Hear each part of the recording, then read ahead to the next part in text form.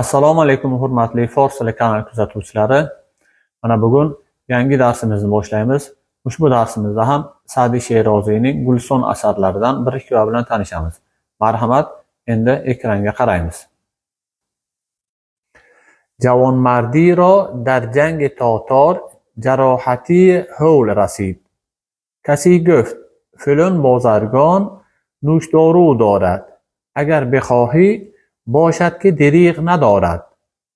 گویند آن بازرگان به بخل معروف بود.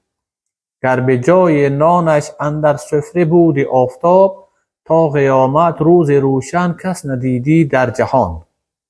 جوانمرد گفت اگر خواهم دارو دهد یا ندهد، وگر دهد منفعت کند یا نکند. باری خواستن از او زهر کشنده است. هرچی از دونان به منت خواستی، در تن افزودی و از جان کاستی. و حکیمان گفتند آب حیات اگر فروشند فی المثل به آب رو، دانا نخرد که مردن به علت، به از زندگانی به مذلت. اگر حنظل خوری از دست خوش خو، به از şirini az dasti turush ru. Endi marhamat qilib tarjimasiga quloq solamiz. Demak, tatorlar bilan bo'lgan bir urushda bir mard yigit qattiq jarohatlandi va birov unga falon bir savdogarda dori bor, agar so'rasang sendan ayamasa kerak dedi.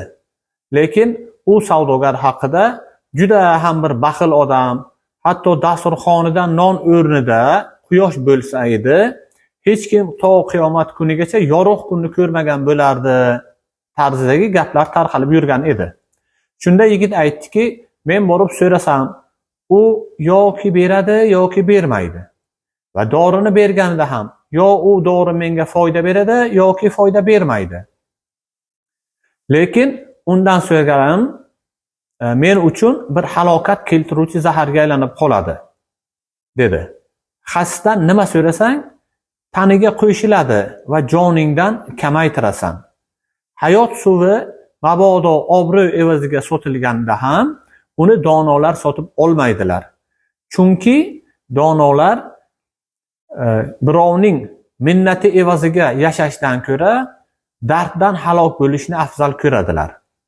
Chehrasi ochiq kishining qo'lidan achchiqlik yeyish, xo'mraygan kishining qo'lidan shirinlik yeyishdan afzaldir. Bu hikoyaning tarjimasi edi. Ma'nosini bildik. Ushbu hikoyada baxillik va uning teskarisi bo'lgan yaxshi fazilat, saxiylik haqida gap ketgan. Izohlarni o'zlaringizdan kutamiz. Obuna bo'lmasdan kuzatayotganlar obuna bo'linglar, zero bu kanalimizning rivojiga manfaat yetkazadi. E'tiborlaringiz uchun rahmat. Salomat bo'linglar.